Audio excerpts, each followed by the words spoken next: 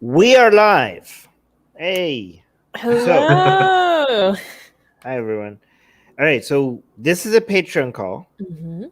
because Justin is one of our patrons. Yay, thank you, Justin. If you are a patron and you want to have a call with us, link to that is in the description. And today, what are we talking about today? Stoic Stoic philosophy. philosophy. Mhm. Why are we talking about Stoic philosophy? What is Stoic philosophy? Yes, it was a previous stream that you had where a viewer asked for your ideas on Stoicism, and you both said you don't know. So I thought this was an interesting opportunity to come on, as I have a Stoic podcast, the Stoic Solutions podcast, where I talk about ancient philosophy in modern times. And Stoicism is typically focusing on having fulfillment in life through building one's character, self-development, finding meaning, finding purpose in life, and working toward a better community around us. All right. So, what's a summary of what the Stoic philosophy is about? Like a really for people who have no idea, a very short 1 or 2 line summary of what it teaches. Yeah, virtue is one of the main topics within Stoicism. We have things like courage, fortitude, resilience. The Stoics want us to build these virtues and character to find fulfillment in life. Okay, but isn't it okay? Let me do a better job at summarizing it. You said 1 or 2 sentences. That's tough. Okay, Yeah. okay. How about the idea that you should accept what happens in life and don't stress over it, and especially things that you don't have control over. Is that a better summary? I think that's a good part of it too. Yeah, acceptance is a major theme within Stoicism, and talking about what is inside and outside of our control. The Stoics have this as a major distinction. That seems to be the main part of it. Like those other the virtues. How many virtues were there? 4 or 5? Oh well, no, there are lots, but as far as like the cardinal or core virtues, yes, usually around four are discussed. Yeah, like there are the virtues and how one of them I think was wisdom. Hmm. Like those don't seem to get that much attention. I think the main part of Stoic philosophy that gets the most attention is this understanding of stuff happens, it's okay. Yeah, it depends on which of the authors you're reading and what you're focusing on. Seneca, for instance, has his moral letters to Lucilius, where he talked a lot about things such as friendship and overcoming fear, overcoming anxiety. We get a lot of these psychological themes in the work of Seneca. Okay. Okay, let me make sure I have the live chat on my phone so that I can see what our fam is talking about. So They like the yeah. Baby Yoda. Oh, that's what they're saying in the live chat? Yeah. All right, Soha is saying audio is great. Thank you, Soha. All right, so like, and again, this whole Stoic philosophy, this is what when somebody said like, "Oh, you're such a Stoic" or something like that, they're not referring to like you being like some of the virtues are being courage and wisdom, right? I would say Like, kind of, because some people use like the lowercase s stoic, as if you looked at a dictionary definition, it would typically be thought of as having a stiff upper lip, or some misinterpretations would be without emotion. And I think that's very off. The Stoics acknowledged emotion as part of the human experience, and we don't want to get too caught up in our feelings or too distraught about things. We want to be recognizing our thoughts and feelings for what they are, but not just running with it. We want to have a more logical, more realistic, more in tune with reality perspective about things. right, like yeah, I know, but like two of the four virtues I think are wisdom and courage, right? Right, Right. right. But when you say somebody is a Stoic, you're not saying that they're wise or courageous. When you're saying somebody's a Stoic, like you're saying that, oh yeah, even if they get cancer, I'm like, yeah, I guess I have no control over this now that I got cancer. Like I'm not gonna worry about it. Life happens. Things are like if you're driving and all of a sudden your engine starts catching fire. If it's me, I'm gonna lose my mind. I'm gonna like, what the hell is happening? like this is going to be expensive. But if you're a Stoic, you're like, hey, my engine is on fire. I guess I have to deal with this right now. Okay, so if somebody is like that, if somebody reacts to it like that, they're Stoic. If somebody reacts like me, starts pulling his hair out, you're gonna be like, that's not very Stoic. Okay, so it's not really Right. like those. I think those other things in Stoic philosophy, they're just like side on the side, like just like, oh, these are other things. But that the main focus is that this whole idea of not letting life, not is it fair to say not taking life too seriously? Is that a fair? Yeah, many of the authors had a good sense of humor about things and talked about life as a series of games, or analogized. Epictetus, for instance, talks about imitating those who play at dice. He was talking about a dice game where people will throw dice and we have no control over what comes up on the dice, but we can apply skill to what happens. And such as the case with life, that sickness, that war, that exile, all these things might happen around us or to us, but how are we going to react to it? That's the important thing. By the way, I'm going to criticize Stoic philosophy at some point, but before, I just want to go through these. There was this other philosopher, I don't know who was it, but I remember when I was looking into this, who was about to die or be executed. I don't remember the details, but his family was crying about it. And his response, like, why are you crying over this? All of life deserves all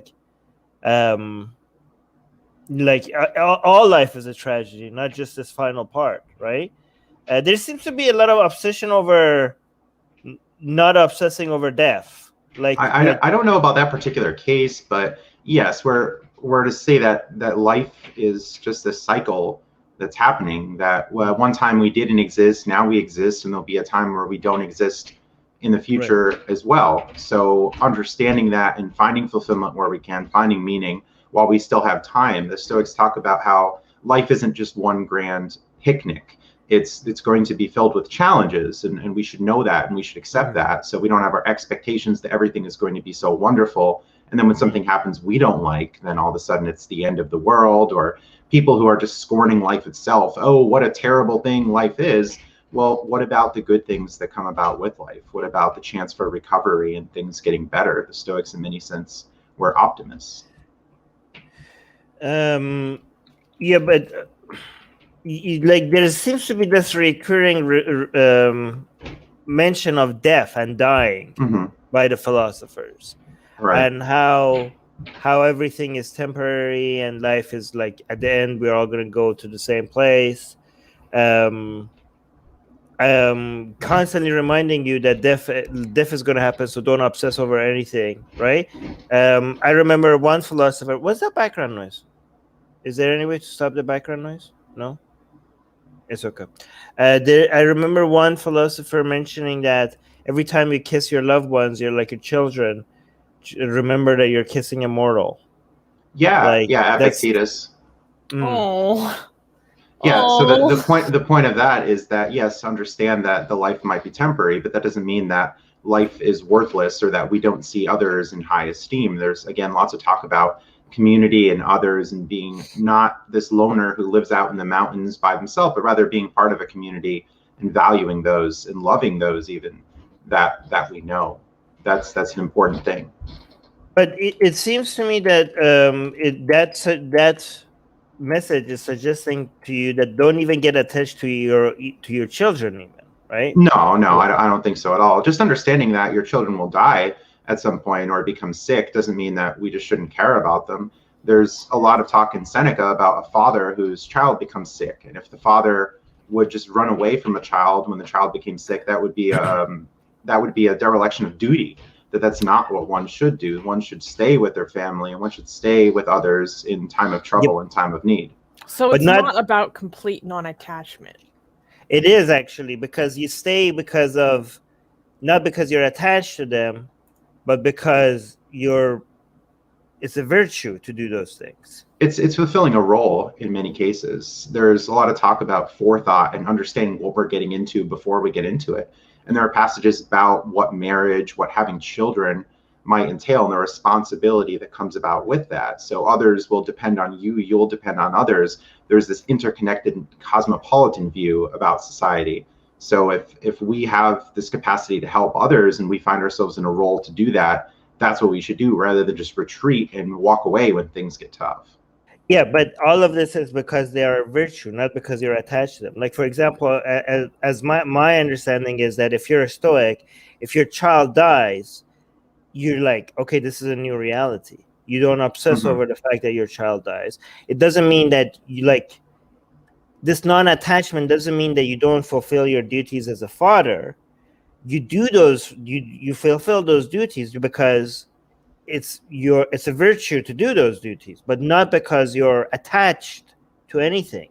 Yeah, I don't think attachment is really a big thing within the text. They talk about what they call indifference or preferred indifference, and saying that, well, there are these things that could make life better. There's things that I might want, and okay, well, having this high-paying job, or having wealth, or having people who are beautiful, or whatever we might think would be good for us would be nice, but it's not a disaster if those things go away, because at the end of the day, we still have ourselves, we still have our own character, and that's what's inside of our control. Is like, okay, well, it would be nice if I had this nice food for dinner today, but it's not totally necessary that happens. And if for some reason, oh, I couldn't get to the grocery store, or that dinner was spoiled in some way, it's not the end of the world. That's the difference between Buddhism and Stoicism. Is that how you say it? I think this is why I say Stoic philosophy, because I can never say these things. My tongue is like weak when it comes to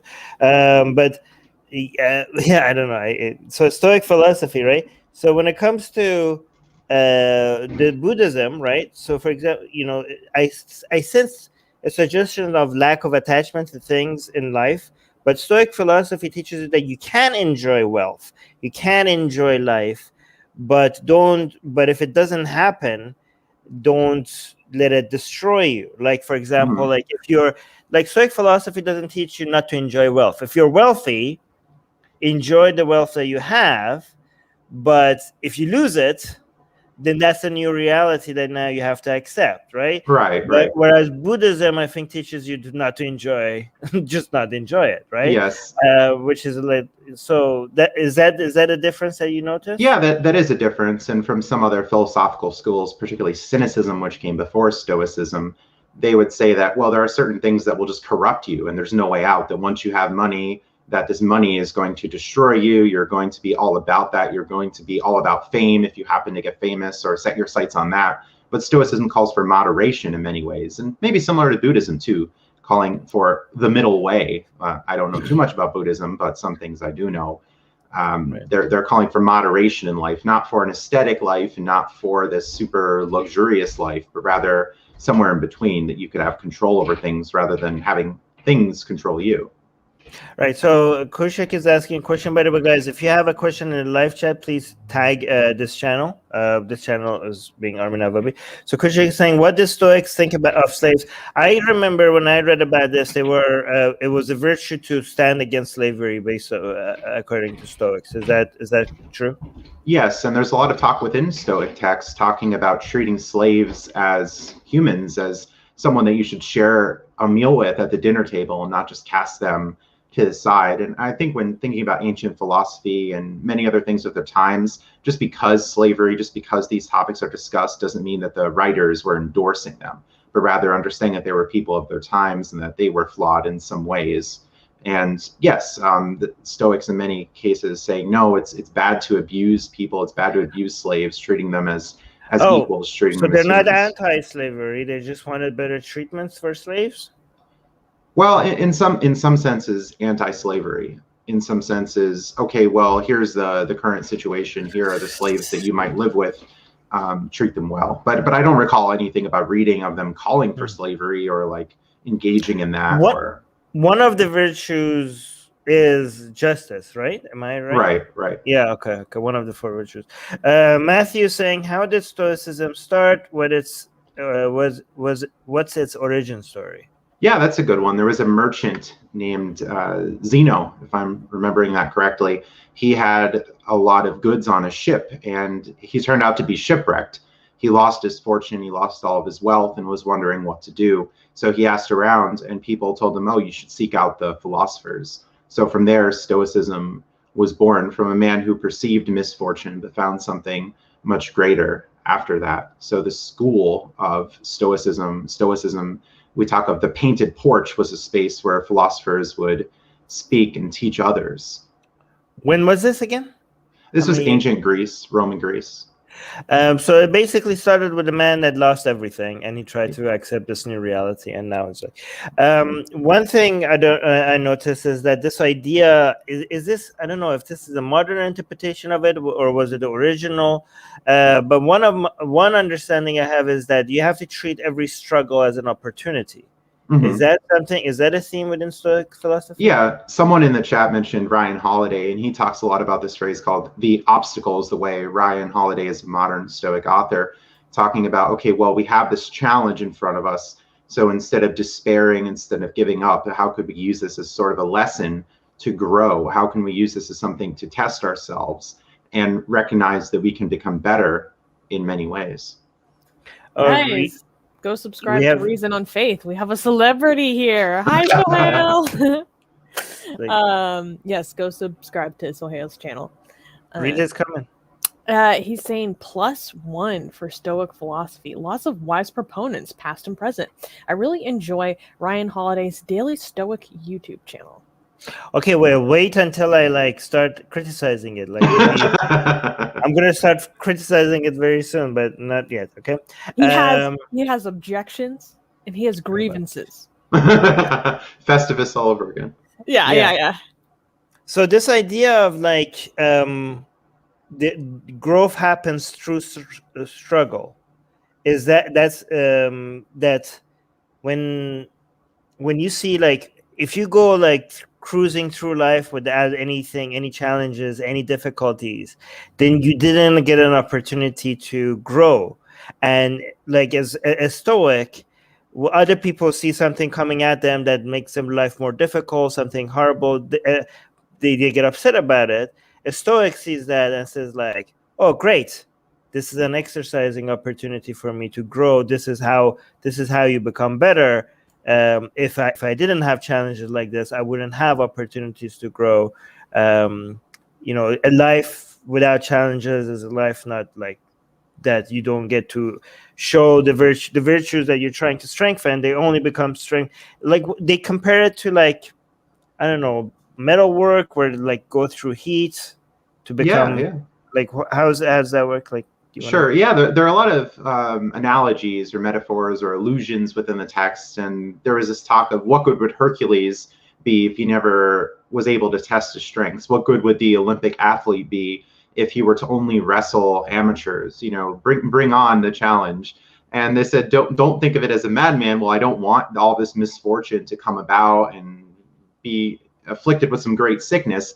But if it does happen, well, I'll know how to prepare it. It's like the pilot in the storm, that, okay, because you've learned this in your training, that you can encounter some of these challenges. Can you really ever test all of your mettle, METTLE, here, if you haven't encountered that difficulty and storm? They're calling for us to seek out these opportunities, yes, these challenges, to test ourselves and to improve our characters, rather than just be someone who lies low, doesn't take on any challenges, avoids any sort of conflict. This talk of Marcus Aurelius, man was not made to just lie in the sheets and just stay in bed all day. Get out there into the world and and do something, right? Didn't say anything about women, so that sounds. Islam has a similar understanding. At least some form of Islamic preachers have a similar understanding of life struggle. Jihad. But no, it's not that struggle. Different kinds, misery and pain is an opportunity for you to find God. If your life is too easy, you're going to forget. You're going to become too attached to this life rather than the next life. God, sometimes losing things is God's way of reminding you what it's all about. And then maybe losing your child, losing your wealth, losing everything. might be an opportunity for you to detach yourself from this world and focus on Allah. So the teaching is that every misery, every struggle, it should be used as an opportunity to get closer to God. And in that way, misery and life struggles are actually a blessing, rather than, like, most people treat them as something to fear or be upset about. If you're an opportunity, it's an opportunity, for you to get closer to Allah. So it just reminded me, every time I see something in one philosophy, if I notice it, like in Buddhism or in Islam or in Christianity, if I notice something similar, I like to mention it. And just your Abrahamic mindset. Yeah, and Stoicism would consider it a blessing, but rather events are simply that, events. It's not necessarily a good thing or a bad thing. It's something that has happened. So what are we to do with it? That's the important thing. And it's not to say, oh, well, hey, someone came up to you and just knocked you over and stole all your money. Oh, you're not saying that's a bad thing? They're saying, like, okay, well, that's misfortune. We can call it as that, but it goes away from like good and evil. It's not that like dichotomous thing that you can often see in religious thought. Yeah, that's actually what I noticed as well. Is like there is like good and like the idea of good and bad it's not objectively like. It's very interesting that the ancient Greece was treating objective reality as not having anything good and bad. That is like way ahead of its time, right? Like to suggest that what you make of things are good and bad. There's nothing objectively good or bad about the things that you're experiencing. Like, you could decide whether it's up to you. If something happens to you, you can decide if this is like something that makes you miserable or not. The event by itself is not inherently good or bad, right? Right. Yeah, we see this in modern psychology too, in counseling and cognitive behavioral therapy, and the work of Albert Ellis, talking about, well, it's our judgments about things that are the important things. I see the fist pump over there, and psychology nerds. Yeah. Worship Ellis. Okay, that man saved my life. So nice. Yeah, saying, oh, you think that this might be bad, but that's your thinking about it. I'm not so good at the voice impression, but he often has that like high pitched voice there. But yeah, it's the judgments that we attach to things. As people can catastrophize, people can paint others as, oh, you're this terrible person. Well, why do you think that, right? So Stoicism is calling for us to take a step back and not have these automatic thoughts, but rather be critical of what might just come into our head and not just run with it, and try to step back and say, well, is that person who accidentally bumped into me a bad person, or maybe that was just a mishap? Like what was that, right? Just an easy example there. Oh, Susanna, go ahead. Oh, and CBT, but it's this concept of reframing, where you try to like take yourself outside of your own emotions and reframe it more objectively, which can be, it's also a form of reality testing. Yeah. So there are 3 comments that tagged the channel. Oh, actually 4, because Qasim didn't notice what channel he's on. I'll go through those, and then I'll start tearing the Stoic philosophy apart. Watch out. Okay, Matthew saying, ask Qasim how he got into Stoicism, and who are some of his favorites Stoic writers and figures.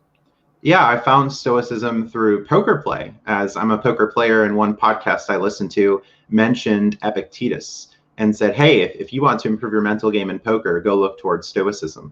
So from there, I dived in, went down the rabbit hole, read the Epictetus, Seneca, Marcus Aurelius, and many of the modern books after. That's the quick story there. Favorite Stoicism writers and figures? Yeah, I really like the 3 I just mentioned, and more modern. Massimo Pigliucci I've chatted with before. He was on my podcast. He was formerly involved in many atheist groups too, but now he's more focused on Stoicism. Kai Whiting is another figure I've chatted with on my podcast as well. With Donald Robertson is the host of a Facebook Stoicism group, and he also does work on Stoicism and cognitive behavioral therapy. Qasim is saying, so it's everything that doesn't kill me makes me stronger. Like, is that the summary of the? It could make you stronger because there can be a lot of things that don't kill you that would just be like great inconveniences. For instance, if you were just exiled and trapped in some prison for the rest of your life, that's not necessarily going to make you stronger. That would be a dispreferred thing. Although some people have come out of prison and felt better because of the experience, or otherwise learned something from it. There's it's still Stockdale, for instance, was captured in Vietnam War times, and he persisted through it and credited Stoicism for his mental fortitude throughout that. It's still an opportunity for you to exercise your mind and how you react to things, no matter how bad. Okay, so I according to Stoics, again, I'm gonna challenge that soon. Mike is saying, I agree. Your life becomes more meaningful when you take risks. And I would say good risks or calculated risks, because just saying like, oh, LOL, a new cryptocurrency's out, I'm just going to put everything into it and take a risk. Like, I don't think that would be a great thing to do. But it's just, just thinking more carefully and having this premeditation about things before we get involved in something that can be of negative consequence. I don't think the major theme of Stoic philosophy is about like taking it's not about. It's mostly about things that you don't have a control over and not letting them affect you, right? Like, it's not about things that you took calculated risk over those, because those things are in your control. So you should be wise about them, and you should try to avoid harming yourself if it is in your control, right? I think Stoic philosophy is mostly about things that are not in your control. Like if a hurricane happens, I keep wanting to say disease, but a lot of times if you do get a disease, it's because you didn't exercise and eat healthy. But let's say you get sick because there's some like gray areas. Car accident or a hurricane or something that wasn't in your control. Those kind of events that happens, if you had no control over it, it's a waste of your happiness to try to you shouldn't be upset about it, right? Like you shouldn't let that control you, or something like that. And like shouldn't be or shouldn't do this. Like we might feel that reaction, so in time we're to try to move away from that. We're not going to let it completely overcome and demolish us. Like betrayal is a big thing, right? Like we had this great friend for 15 years and then we found out that they were stealing money from us. Well, okay, we're going to feel upset, and so say that's okay, but what are you going to do going forward is the question. And should we let that really take over our lives for the next 15 years and like harbor this great revenge? That's going to be counterproductive for sure. Even some of the writings of Seneca talk about death and writing letters of consolation to a woman who lost a loved one and saying, yes, it's expected that you'll be mourning, but just don't be doing it for the rest of your life. And you could, again, yes, use this as an opportunity to move forward. Think of those great memories you've had. Think of that. Think of the person on a regular basis even, but don't be mourning forever. There seems to be this constant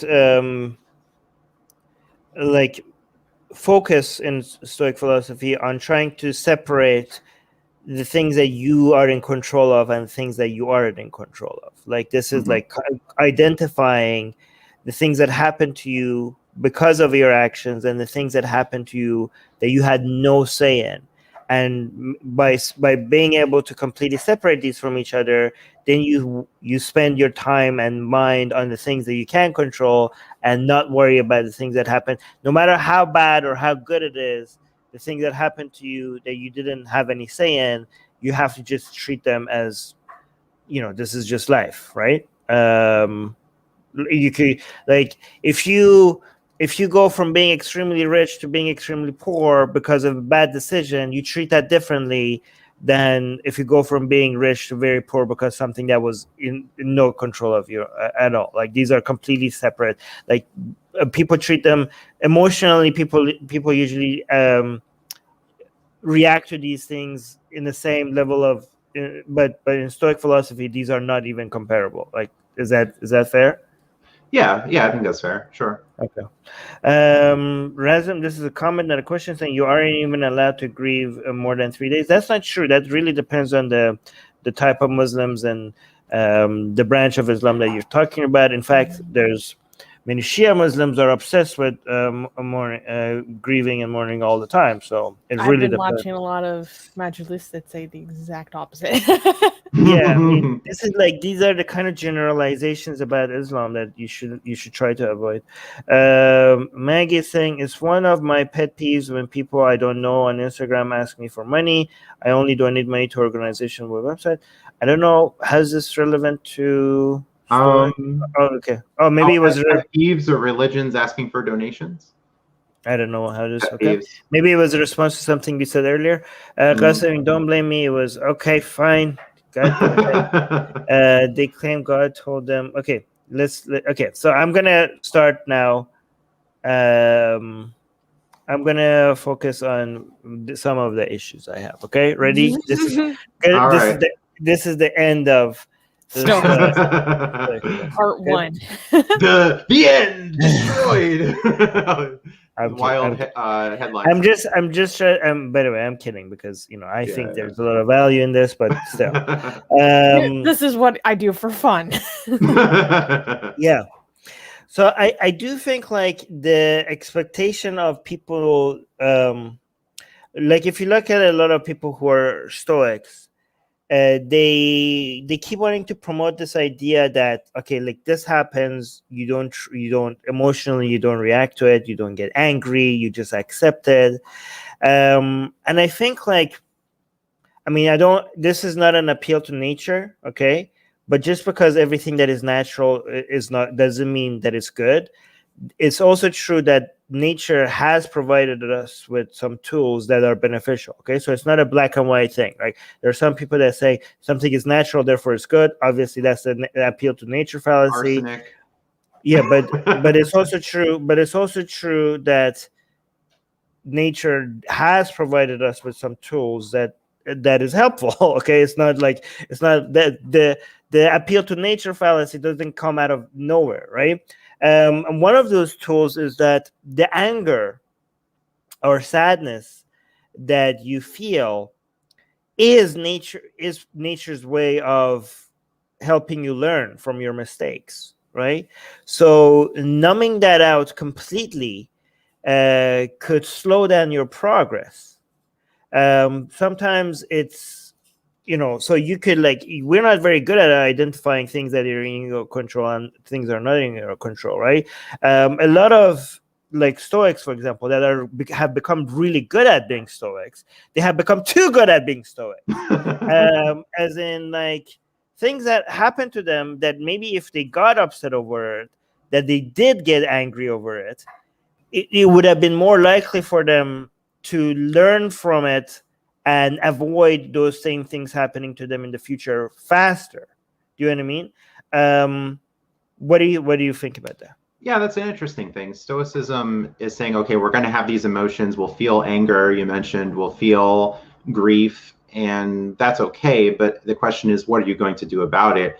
They're not going to say, okay, we're going to be completely absent from anger. And I don't even think they put that as an ideal. They talk about this idea of the Stoic sage, like what would the perfect model look like? And they're saying well, one of those probably hasn't even been around, or if you would see them, maybe it'd be like 1 in 10,000 years, like one person in that amount of time. So there will still be that tinge of anger. There still will be that grief. Seneca, for instance, talks about embarrassment or some anxiety, and that the most polished speaker in the world might still go up to that podium and feel that little bit of stage fright.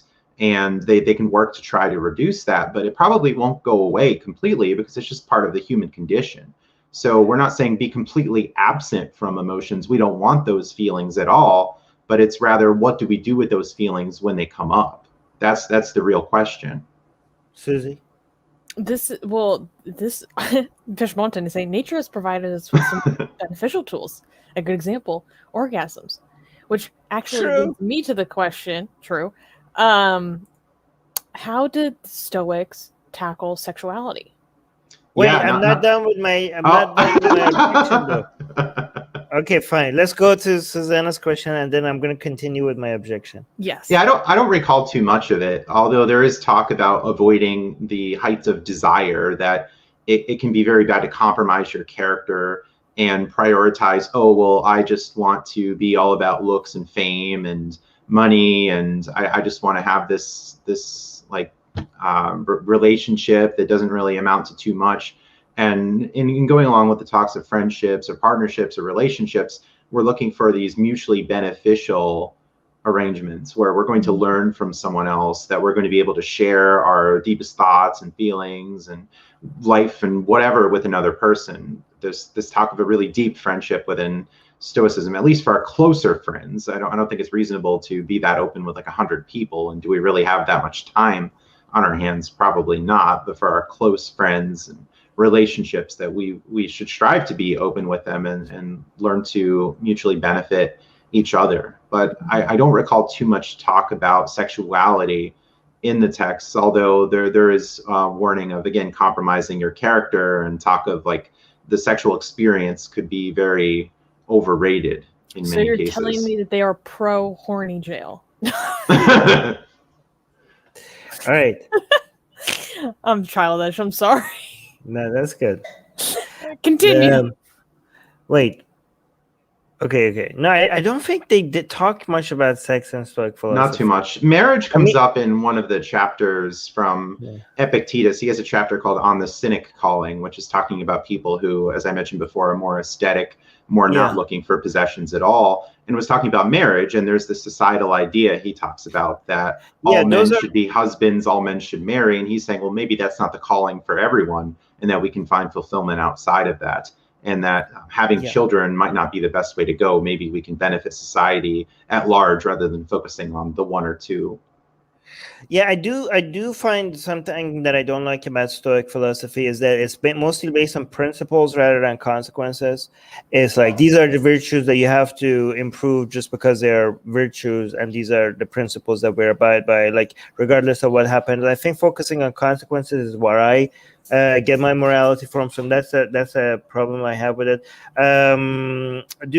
So going back to what I was saying, Razam is saying sometimes it's useful to be angry. Anger can fuel revolutions. Imagine a Stoic Iranian rebellion would be ridiculous. Yeah, I mean, the thing is that the problem with this is that, like, Stoic philosophy acts so much like you're a calculating machine, right? That you don't let anger fuel you, but you just do the right things because you have made a calculated decision based on your wisdom to do these things, to avoid harm, to make life better.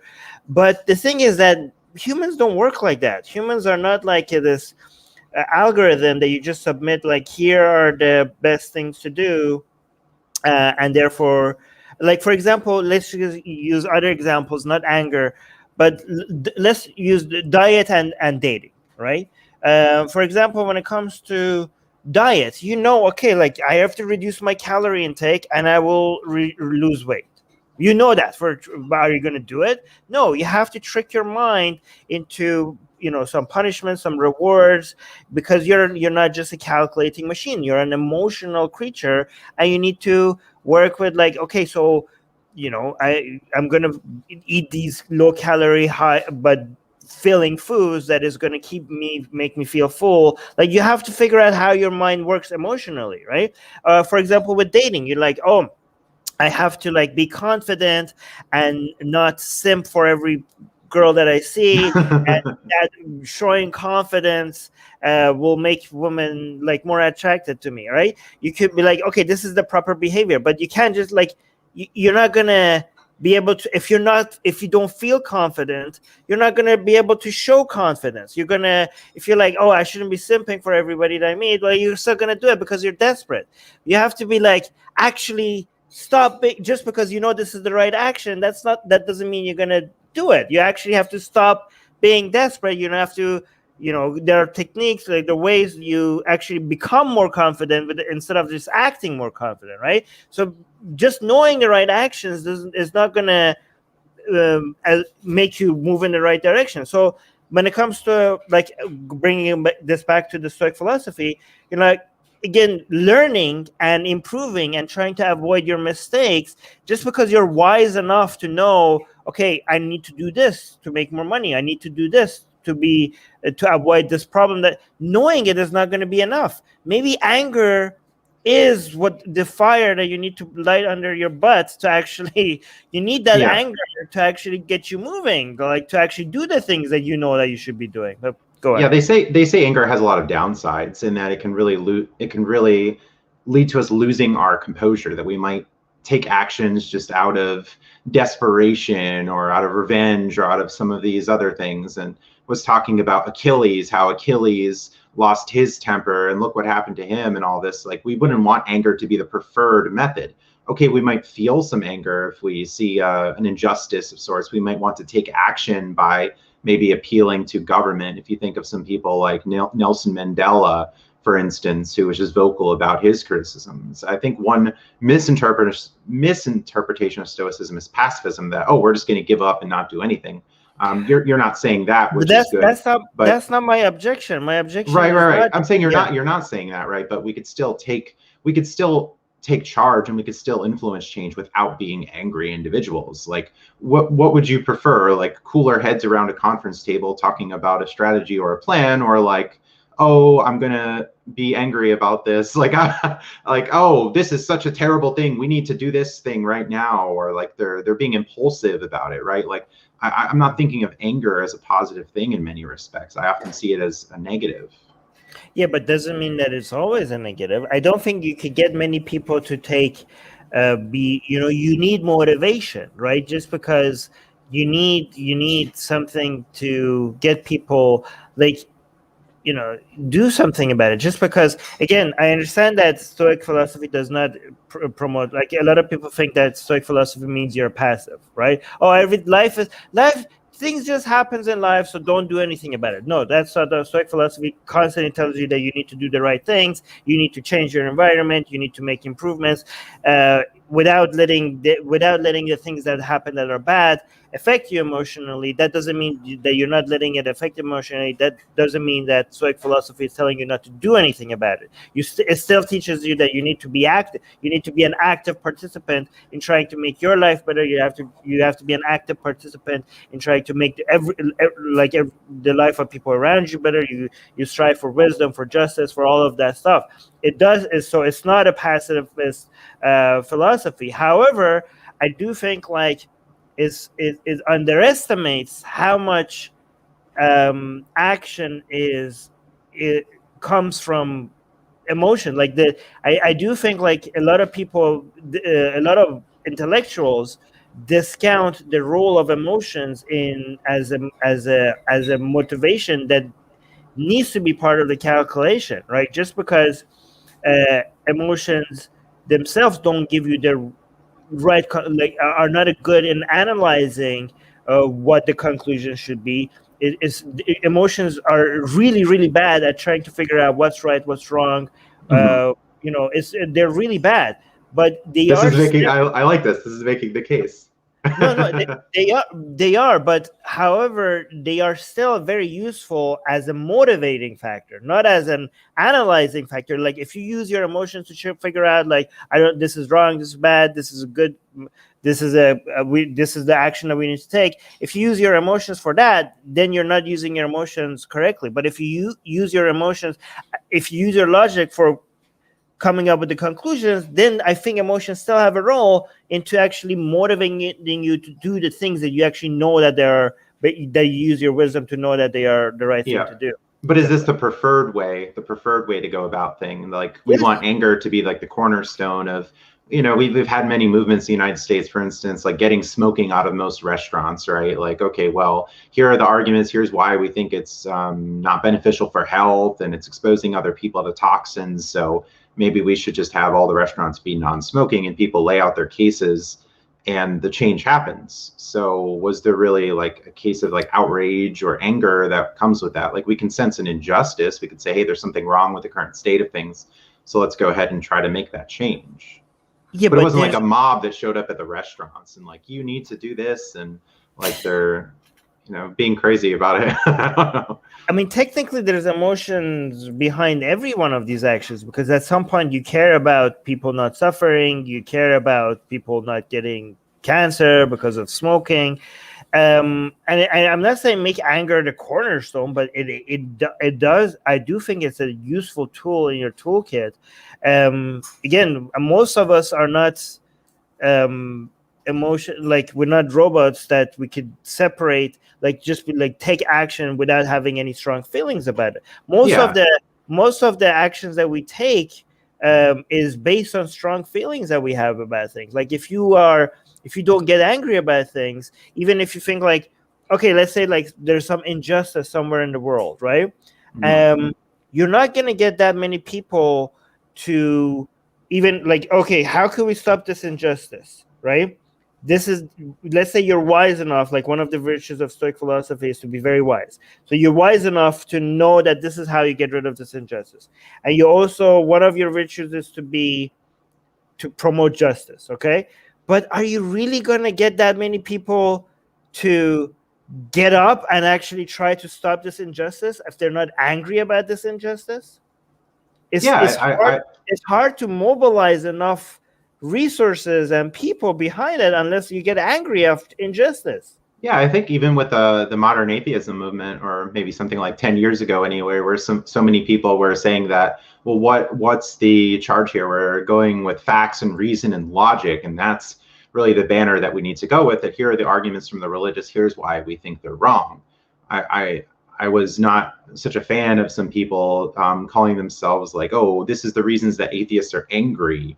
Like you could see the injustice, but hey, we have the facts and reason and logic on our side, right? Or look, we have these laws and these laws are being violated in some way. So let's like take them to courts and go about this. And we've had some success with that. Just this want of being equally represented, or a want of, okay, we don't want religious education in public schools. We want church and state to be separate, right? Like we don't need anger to motivate any of those calls to do that.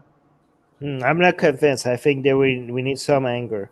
We don't need anger. Studies, I mean, that show that anger only takes you so far. It's actually empathy that will influence the tipping point in the society. Yeah, I'm not saying just rely on anger. I'm just saying it is part of the tools in your toolkit, right? Like it needs to be a factor. Okay. I mean, it's again, I don't want to do an appeal to nature fallacy, but just not ignoring the fact that this is part of the feelings that arises is like, let me actually apply Stoic philosophy to Stoic philosophy to destroy it. Okay. Here's the thing. If you experience anger, that is sometimes out of your control. So according to Stoic philosophy, you shouldn't try to control things that you can't control. So you should just let anger. No, they say that we can be mindful about our emotions. And right. Epictetus talks about how he considered himself a very angry person.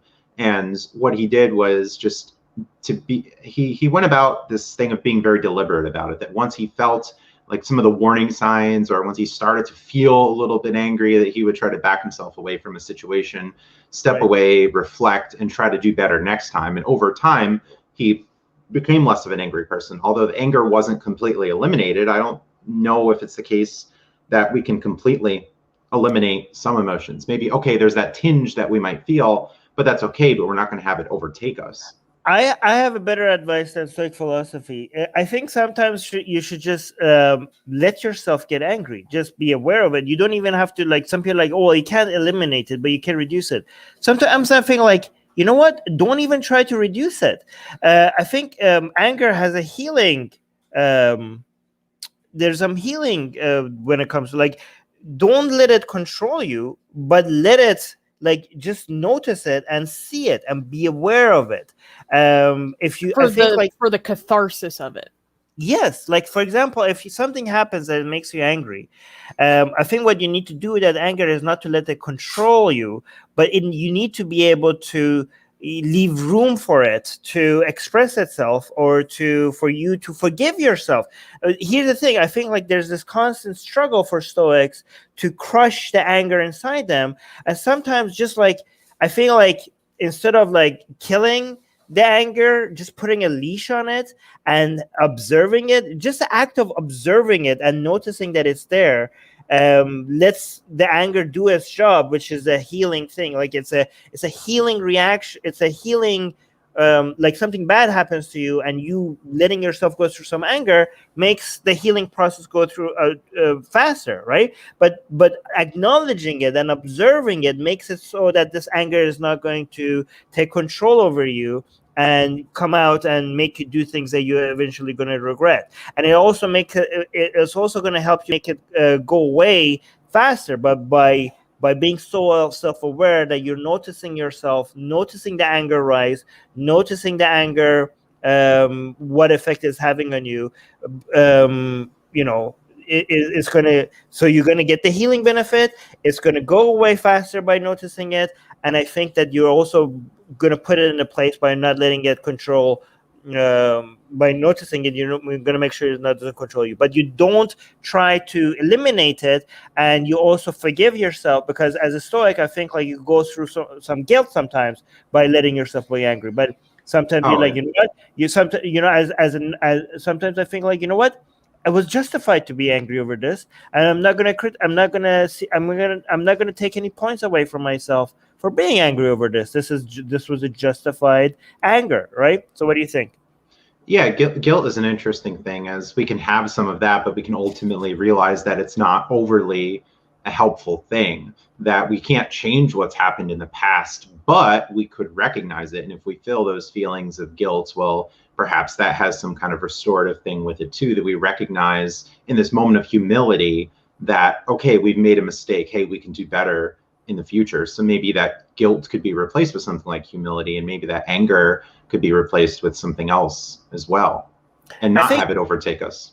I think, well, I'm not letting it overtake me, because I'm observing it and I'm letting it do its job, right? Right, and I think that's the good response, to be mindful, sure. Yes, better than I think like if you apply Stoic philosophy to your anger, right? If you apply Stoic philosophy, this is a self-contradiction in Stoic philosophy, because Stoic philosophy teaches you to just accept things, right? One thing I want to accept is I'm going to accept myself, and I'm going to accept the anger that rises when I see something that deserves anger, right? So I'm not just accepting things that happen outside of I control my anger, and sometimes that control in my anger means that some people, like a lot of people's understanding of controlling anger means like, oh, you don't let yourself get angry. No, sometimes my control of my anger is that I dial it up intentionally. Like it's like being in control of your anger. That doesn't mean you don't get angry. Sometimes I'm like, you know what? I am in control of my anger, and I decide intentionally to dial it up right now because this is the proper response. And I accept myself, and I notice this anger rising, and I accept it. This is something that is happening, just like a hurricane that happens to you, and you accept it, part of Stoic philosophy. This internal anger that is rising from within me, I look at it like a hurricane that happens in nature. This is also something that happens in nature, and I also accept this. What do you think? Oh, I'm having a flashback to so many conversations. No, I'm angry, and this is justified. And I'm all the SJWs in the streets, right? I'm like, I'm in a hurricane right now.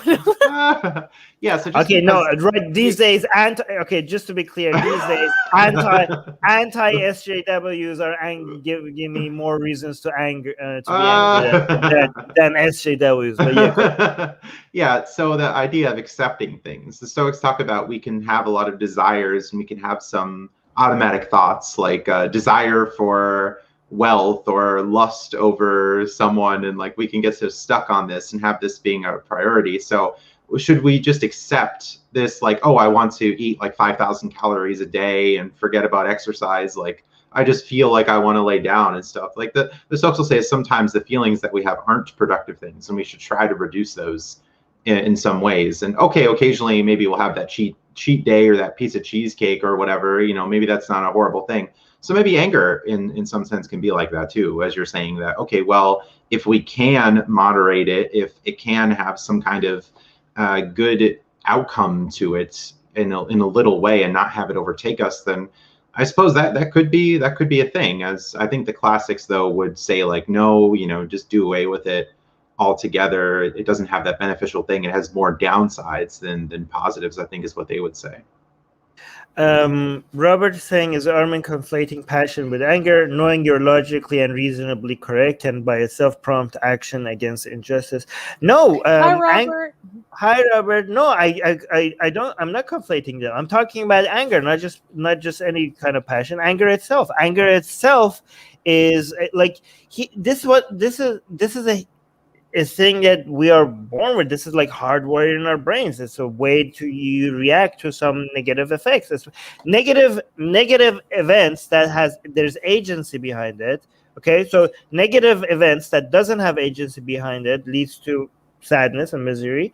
Negative events that there's agency behind it, naturally your reaction to it is anger. Okay, so, and I think that anger could even be this sounds contradictory, that anger sometimes is even enjoyable, right? Because it's healing. You feel the healing. You feel this thing that happened to you, and there's agency behind it, and you want to direct some anger towards the agent behind that negative event. That is, if you don't use that anger as a calculating tool to figure out what should be done, and only use it as a way for you to emotionally respond to something that emotionally does affect you, it could have healing properties, and it could also motivate you, because like, we're not wired in a way to be like, okay, I'm getting so much satisfaction from knowing I am logically consistent right now here in reacting to this. That is the motivating factor. It's just not as strong. Okay. So I think once you go through a logic filter to make sure that you are in the right, after that, the thing that moves you could be anger. I'm not saying it should always be anger. Sometimes it's like, I don't know, passion for something else. Sometimes it's like sadness. Sometimes it's like lust. Empathy. Sometimes it's empathy. But sometimes it's anger. And there's multiple benefiting in tapping, multiple benefits, like healing and also motivation to tapping into your anger. I mentioned lust. One thing that I noticed, like the similarities between what Stoic philosophy teaches you and Islam, here, in my opinion, is that this idea of making lust a taboo desire, right? This is again, trying to also, like in Buddhism, trying to get rid of ego, right? Trying to deny lust, trying to deny ego, pride, trying to deny anger. You can't, I don't think they're trying to deny it, but rather reduce this and just question about whether it's. Yeah, but sometimes you don't want to reduce it. Like I just think, like, I don't want to appeal to nature. I just want to say that you can't. Sometimes it's hard to stand against your nature.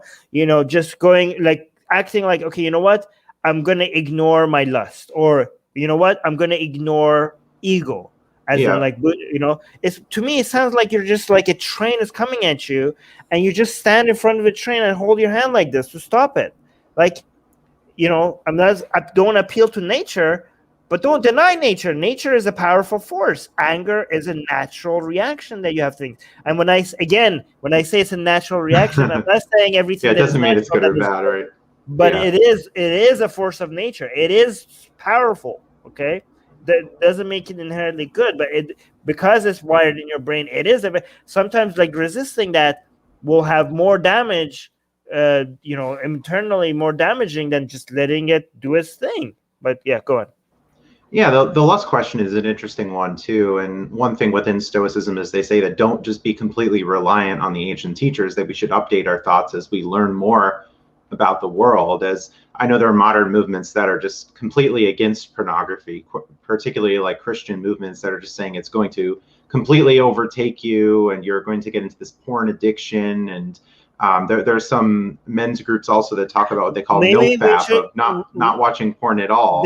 The P word, can we like reduce the number of times? Oh, like, I okay, think YouTube doesn't like that if we keep using that. So some adult videos, some people are against the adult videos, and there's also the sex worker exclusionary radical feminists. Yeah. So in some cases with the adult videos, okay, well, at some point, a person, if they can control themselves about it and not just be like lying in bed watching videos for hours and hours, not accomplishing anything like that, obviously nobody wants that. But if they can do it with moderation and be okay, which I think is the main thing that Stoicism calls for, it's like, well, if you go to a party and you drink some wine, that's okay, but as long as you don't just get completely drunk and embarrass yourself and ruin the whole event for everyone. So moderation, I think, is a very important thing. Yeah, so maybe that could be something with anger as well, to try to get some kind of middle to things, as long as it's not overtaking us, as long as we can recognize it when it's happening and not make rash decisions, then maybe it's not as bad. All right, so we hit the 1 hour mark. AJ came here late, and she's saying that she wants to go and watch this from the beginning. Yeah, do it. It was good. But before we go, Justin, you said you have a podcast that talks about Stoic philosophy. Two podcasts. Yeah. Why two? One podcast is about Stoicism. It's the Stoic Solutions podcast. I've had many guests on the show, including musicians, authors, philosophers, teachers. And my second podcast is about travel and credit cards and finance, the Hurdy-Gurdy Travel Podcast. And of course, I'm with the group Atheists for Liberty as well. So lots of different hats while not wearing a hat. So for the people that are interested in your takes on Stoic philosophy, what do they search for? What's the Stoic Solutions Podcast. Stoic Solutions Podcast. And Atheists for Liberty for your atheist activism, and also your travel podcast is called what? The Hurdy-Gurdy Travel Podcast, like the musical instrument. All right, fantastic. Hey, by the way, do you want to get the audio for this discussion and release it on your podcast? If you want, you could do that as well. Okay, great. Yeah, that could be something. Cool. It's good to see a lot of people in the chat. So thanks for your questions, and the Baby Yoda fans in the chat. Oh yeah. All right. No Yoshi fans though, huh? Yeah, I noticed that. It's okay. What are you guys talking about? Are you not allowed to say that on YouTube or something? I think the P one is worse. Anyways, okay, guys, this was a patron meeting with one of our Atheist Republic's patrons. So if anyone else is interested in having a discussion with us, reach out to us on Patreon. Link to scheduling a call with us is in the description, and also subscribe to our newsletter so you could get our blasphemous art for free. So cool. Justin, any final remarks before we end this? All right, thanks for having me. Hopefully, even if you don't like some elements of Stoicism or have some disagreements, that you can find something helpful from the philosophy and have it help your life on a daily basis. Yeah, I actually like, by the way, Stoic philosophy. So it's I'm actually looking more and more into it. Like, I don't want to seem like I was. But I have to, I can't help it. Okay, it's just in my nature. Yeah, I can be quite the contrarian too in many senses. Yeah. All right. I'm gonna end the stream.